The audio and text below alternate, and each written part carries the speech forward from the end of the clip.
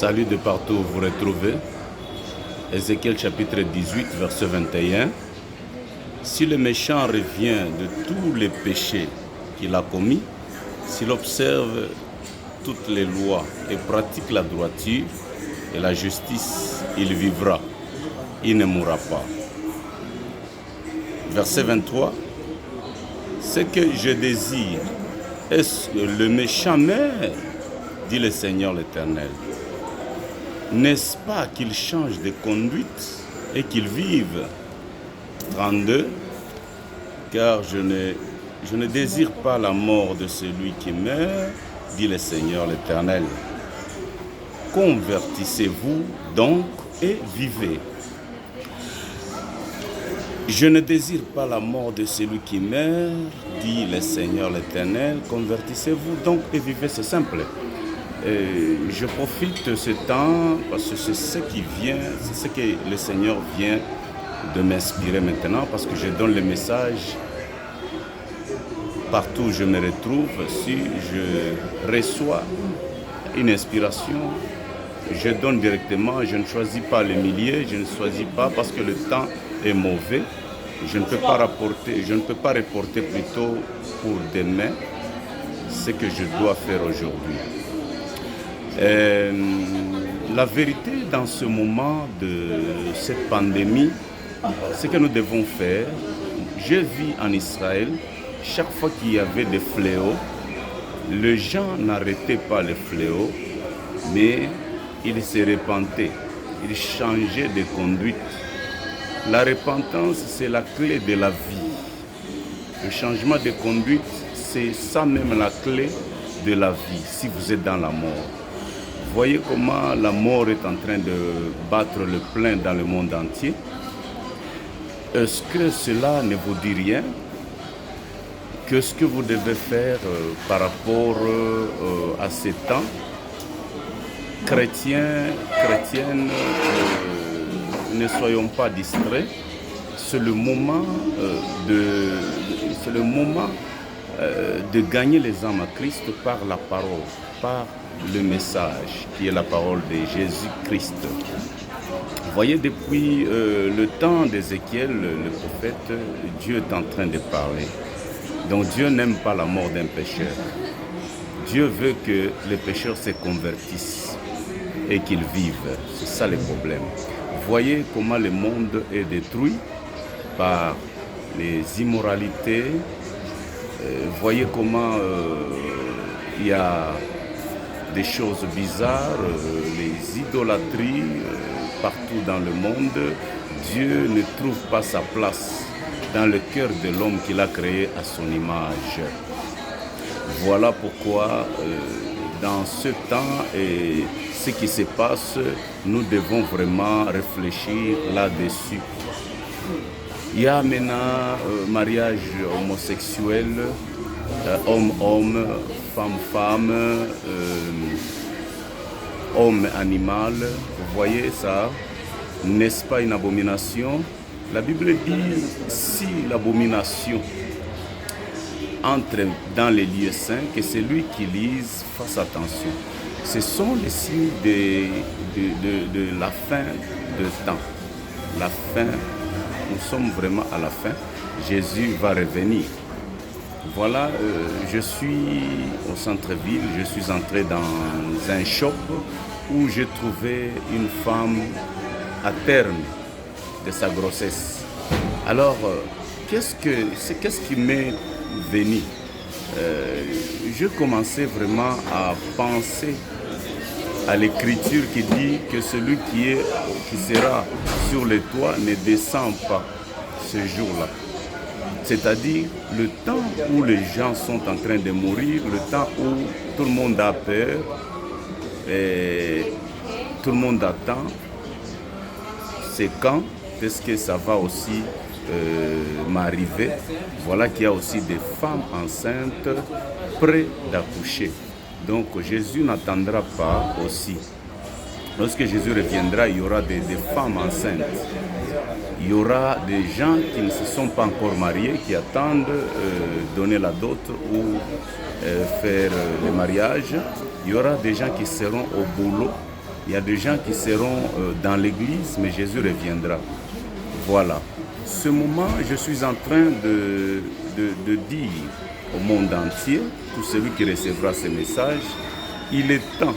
Quand Dieu s'est fâché dans l'ancien temps, voilà, les peuples de Dieu cherchaient toujours à arranger pour faire plaire à Dieu. Donc, pour plaire à Dieu, je vais dire.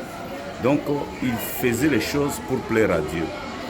Il renversait l'ancienne méthode qui a énervé Dieu pour mettre en place ce qui doit plaire à Dieu. C'est-à-dire quoi? Vous allez voir que au temps de Gédéon, Gédéon a détruit les autels. Il y a des autels d'autres dieux qui sont construits, qui sont bâtis dans ce monde. Il y a de ceux-là qui ont des autels diaboliques. C'est le temps de détruire ces choses-là. Vous avez des statues, vous avez des autels où vous allez immoler pour d'autres dieux. Dieu n'est pas content. Il est temps de vous convertir et il est temps que vous receviez la vie. Croyez au Seigneur Jésus et enlevez toutes ces choses-là. C'est le temps de se convertir. Se convertir, c'est-à-dire changer de position, changer de camp. Vous êtes homosexuel, changez de camp. Vous êtes déjà marié. Hein? Vous voyez, c'est la plus chère des choses. Ce qui est vraiment important, ce qui coûte, c'est votre âme. Ce n'est pas vous. Vous êtes en train de plaire à votre chair. Vous êtes en train de plaire, je ne sais pas quoi, en vous mariant entre homme et homme, femme et femme, bête et homme. Mais sachez que ce qui a de la valeur, c'est l'âme. Sauvez votre âme.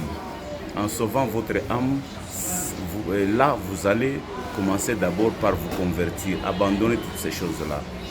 Et Paul dit, ce que moi, je trouvais comme gain, maintenant, je commence à le voir comme de la boue à cause de l'excellence de Jésus-Christ.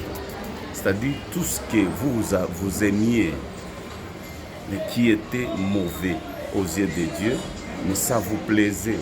C'est le moment de les arrêter, c'est le moment de changer pour gagner votre âme. Dieu vous attend, convertissez-vous pour vivre. Dieu ne veut pas votre mort, mais il veut que vous vous convertissiez, afin que vous viviez. C'est très simple, c'est ce que Dieu attend de nous. Dieu n'attend pas à ce que nous puissions beaucoup crier, mais changeons d'abord, convertissons-nous. Le monde entier, convertissez-vous. C'est ce que Dieu attend. Jésus revient bientôt.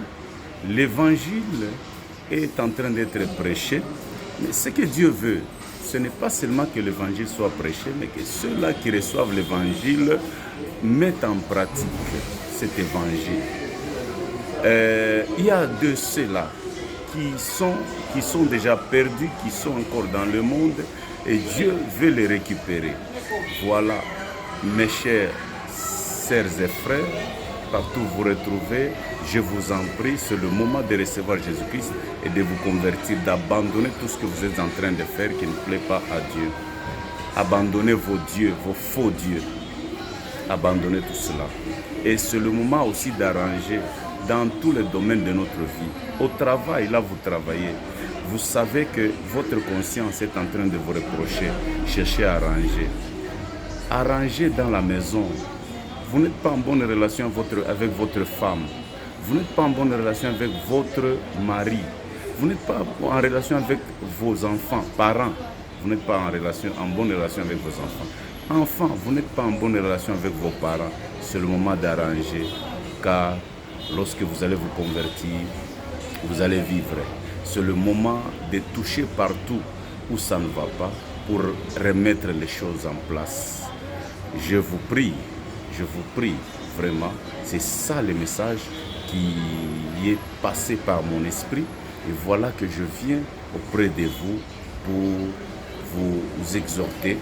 Et c'est le temps de nous rapprocher encore plus de Jésus-Christ, car rien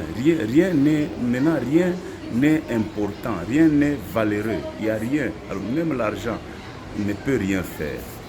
Nous sommes au moment où l'argent ne peut pas sauver. Nous sommes au moment où les villas ne sauvent pas. Nous sommes au moment où les pouvoirs ne sauvent pas. Les autorités ne sauvent pas. Nous sommes au moment où seul Dieu peut sauver au moyen de la repentance. Repentez-vous et convertissez-vous.